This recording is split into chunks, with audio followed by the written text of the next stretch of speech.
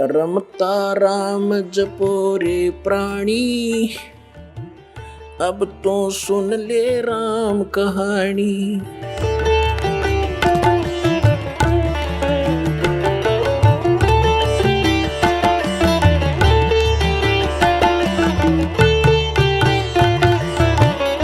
अब आपको फिर लाते हैं 15वें अध्याय के 16 और 17 दो श्लोकों पर। फिर आपके आसानी से आज का सत्संग जो दास आपको समझाना चाहता था आसानी से समझोगे। देखिएगा, ये है अध्याय नंबर 15 का। अब श्लोक नंबर हम 16 यहां से पढ़ा था, फिर देख लेते हैं। दिवौ इमौ पुरुषौ लोके सर्च अक्षरः एव च सरे सर्वाणी भूतानि कुटस्थ अक्षर उच्यते। इन्हीं का अनुवाद पढ़ लेते हैं। 15वां अध्याय। इस संसार में नासवान सर्वनाशवान अक्षर अविनाशी दो प्रकार के पुरुष माने परमात्मा प्रभु ब्रह्म दो कहे, और संपूर्ण प्राणियों के शरीर ना तो नाशवान है, जीवात्मा अविनाशी कही जाती है। फिर ये 17वें में तुरंत कहा कि उत्तम पुरुष है तू अन्य, वो श्रेष्ठ भगवान तो इन दोनों से कोई और है। और परमात्मा इसी उदाहरण जिसको भगवान कहा जाता है। ये लोग तरमावी से विभर्ती जो तीनों लोकों प्रवेश करके सबका धारण पोषण करता है, वो अविनाशी परमात्मा है। इन्हीं का अनुवाद। उत्तम पुरुष श्रेष्ठ भगवान तो कोई इनसे दोनों से अन्य है, जो तीनों लोकों प्रवेश करके और सबका धारण पोषण करता है, अविनाशी परमेश्वर परमात्मा इस प्रकार कहा गया है। अब ये है वो जड़ संसार रूपी वृक्ष की प्रवृत्ति कहां से होती है, किससे आहार होता है, कौन पालन करता है। संसार रूपी वृक्ष की जो जड़ है ये परम अक्षर ब्रह्म है। इससे ये तीनों लोकों प्रवेश करके और सबका धारण पोषण करने वाला ये परम अक्षर ब्रह्म है, ये पूर्ण परमात्मा है, वो जो इन दोनों से सरपुरुष और अक्षर पुरुष से अन्य है। अब ये है तीनों लोकों प्रवेश करके सबका धारण पोषण करने वाला ये परमात्मा है। अब हम आपको थोड़ा सा इन भगवानों का जो अक्षेत्र दिखाएंगे कि ये कितने प्रभु हैं। जैसे एक ब्रह्मांड होता है, एक ब्रह्मांड में कौन कौन सी स्थिति है वो देखिएगा। ये एक ब्रह्मांड का लघु चित्र है। इस ब्रह्मांड का अंडे जैसी शकल है, अंडे आकार है, अंड आकार है। ये देखिए ऐसा है यहां तक। ये इसको अंड भी कहते हैं, इसको ब्रह्मांड भी कहते हैं। और इस ब्रह्मांड के अंदर जो व्यवस्था है वो हमारे शरीर के अंदर हम देख सकते हैं, जब हम हमारे इन चैनलों को कमलों को ऑन कर लेंगे मंत्रों की साधना करके। तो इसलिए इसको पिंड, शरीर को पिंड कहते हैं। जैसे एक टेलीविजन के अंदर कहीं भी कार्यक्रम हो रहा हो, वो कार्यक्रम हो रहा कहीं और देख हम टीवी पर सकते हैं, ऐसे ये शरीर हमारा है। तो पूरे ब्रह्मांड का जो नक्शा है इस पिंड के अंदर है। इसको पिंड भी कहते हैं, इसको अंड आकार है इसलिए अंड भी इसी को कहते हैं। अरे राधा स्वामी वाले ये नकली पिंड अलग बताते हैं, अंड अलग बताते हैं, ब्रह्मांड न्यारा क्या पता नहीं इनको। ये देखिएगा, तो ये इस ब्रह्मांड के अंदर क्या क्या व्यवस्था है। नीचे से शुरू करते, ये 7 हैं। तल, अतुल, वितल, महातल, अतल, सुतल, रसातल और पाताल लोक।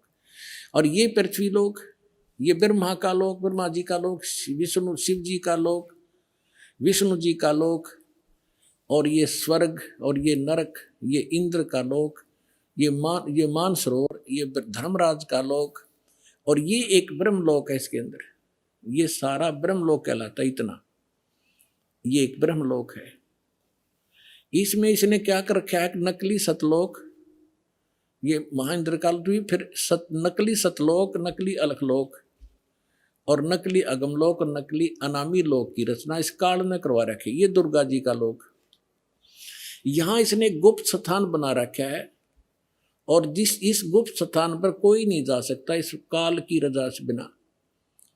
ब्रह्मा विष्णु महेश का पिता है। इसने 3 स्थान बना रखे हैं, एक रजोगुण प्रधान क्षेत्र, एक तमोगुण प्रधान क्षेत्र, एक सतोगुण प्रधान क्षेत्र, जिसमें ये रजो इस ब्रह्मा रूप में ये अपना ऐसा रूप बना लेता है ब्रह्मा जी जैसा, और दुर्गा को ये अपनी सावित्री के रूप में रखता है। इन दोनों के संयोग से इस रजोगुण प्रधान अक्षेत्र में रहते हुए जो पुत्र उत्पन्न होता है, इसकी शकल जैसा हो जाता है, उसको ब्रह्मा नाम दे देता है और वो रजोगुण युक्त हो जाता है। इसी प्रकार ये सतोगुण युक्त स्थान है, इसमें स्वयं विष्णु रूप धारण करता है, दुर्गा को महालक्ष्मी रूप में रखता है। इन दोनों के संयोग से इस सतोगुण प्रधान क्षेत्र में रहने से जो पुत्र उत्पन्न होता है वो सतोगुण युक्त हो जाता है और उसका नाम विष्णु रख देते हैं। इसी प्रकार ये शंकर रूप बना लेता है, दुर्गा को पार्वती रूप में रखता है और इन दोनों के संयोग से तमोगुण प्रधान क्षेत्र में जो पुत्र उत्पन्न होता है वो तमोगुण युक्त हो जाता है। इसलिए रजगुण ब्रह्मा, सतगुण विष्णु और तमगुण शिव जी की उत्पत्ति करके ये फिर नीचे के लोकों का प्रधान बना देता है, इनको एक एक द्वीप दे देता है। और ये तीनों भगवान केवल पृथ्वी लोक, स्वर्गलोक और इस पाताल लोक, इन तीन लोकों के ऊपर ही ये प्रभुता रखते हैं इस एक ब्रह्मांड में। बस इतने मालिक हैं, इतने स्वामी हैं। और ये जो ब्रह्म है इनका पिता सरपुरुष, ये केवल 21 ऐसे 21 ब्रह्मांडों का स्वामी है। ये देखिएगा, आप जी ने जो ब्रह्मांड देखा था ये वाला, अब ये समझो ये एक गेंद सी होगी और ये 21 ब्रह्मांड का अक्षेत्र है। इस सरपुरुष का गीता अध्याय नंबर 15 के श्लोक नंबर 16 और 17 वाले में 3 पुरुष हैं। ये सरपुरुष का अक्षेत्र है 21 ब्रह्मांड। ये एक ब्रह्मांड है जिसको गेंद दिखाई देती है आपको, गेंद सी। 5 ब्रह्मांडों को इकट्ठा करके इसने एक महाब्रह्मांड बना रखे हैं। ऐसे 4 ब्रह्मांडों में 20 महाब्रह्मांडों में 20 ब्रह्मांड रोक रखे हैं। इसके बाद इसने एक ब्रह्मांड जैसा क्षेत्र ये अलग से और है, ये तो लिखने के लिए, समझाने के लिए अलग लिखा है। यहाँ भी इसने एक धोखा कर रखा है, नकली सतलोक, नकली अलखलोक, नकली अगमलोक और नकली अनामी लोक भी 21वें ब्रह्मांड में भी रचना करवा रखी है। ये तपस्शिला जहाँ बैठ कर ये 1 लाख मानव शरीरधारी प्राणियों को खाता है। ये काल ब्रह्मा विष्णु महेश का पिता। और यहाँ से फिर आगे निकल जाते हैं, परब्रह्म का लोक में जाना होता है। अब देखिएगा, इसके बैक में कंप्लीट देखेंगे।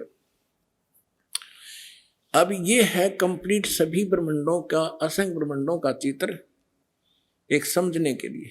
अब जो आपने देखे थे वो 21 ब्रह्मांड, अब ये है 21 ब्रह्मांड। ये सरपुरुष का क्षेत्र है, सरपुरुष का, बस इतना, ये इतना। और इसके बाद ये है परब्रह्म कहो, इसको अक्षर पुरुष कहो। इसे नेक्स्ट ब्रह्म जो है ये 7 संख्य ब्रह्मांड, इससे कई गुना बड़ा है। ये अक्षर पुरुष का केवल इतना ही अक्षेत्र है 7 संख्य ब्रह्मांड का। और ये है वो परम अक्षर ब्रह्म, असंख्य ब्रह्मांड का स्वामी। ये असंख्य, ये छोटे छोटे दिखे सारे ब्रह्मांड हैं, सारे अलग अलग से। ये तो थोड़ा सा क्षेत्र इन दोनों का और इस पूर्ण परमात्मा का, इंक्लूडिंग दिस ब्रह्म एंड पर ब्रह्म, सरपुरुष और अक्षर पुरुष इंक्लूडिंग ये परमात्मा सबके ऊपर ओवरऑल कंट्रोल, कुल का मालिक है। ये है वो परम अक्षर ब्रह्म। गीता अध्याय नंबर 8 के श्लोक नंबर 1 में अर्जुन ने प्रश्न किया कि हे भगवान, आपने गीता अध्याय नंबर 7 के श्लोक नंबर 29 में कहा है कि जो व्यक्ति जरा और मरण से छूटने का प्रयत्न ही कर रहे हैं, इस संसार की किसी वस्तु की इच्छा नहीं रखते, वो तत्ब्रह्म को और सारे दातम को और सभी कर्मों से परिचित हैं, वही व्यक्ति यहाँ से जरा और मरण, जरा माने वृद्ध अवस्था का दुख, कहर बुढ़ापे का, और मरण माने मृत्यु, इन दोनों दुखों से बचने का जो प्रयत्न कर रहे हैं वो उस तत्ब्रह्म से परिचित है। आप सुन रहे थे जगत गुरु तत्वदर्शी संत रामपाल जी महाराज जी के मंगल प्रवचन। अधिक जानकारी के लिए विजिट कीजिए हमारी वेबसाइट www.jagatgururampalji.org। संत रामपाल जी महाराज जी के शुभ आशीर्वाद से पूरे विश्व भर में 500 से भी ज्यादा नाम दीक्षा केंद्र हैं, जिन पर संत रामपाल जी महाराज जी द्वारा ऑनलाइन निशुल्क नाम दीक्षा दी जा रही है। अपने नजदीकी नाम दीक्षा केंद्र का पता करने के लिए संपर्क करें 8222880541।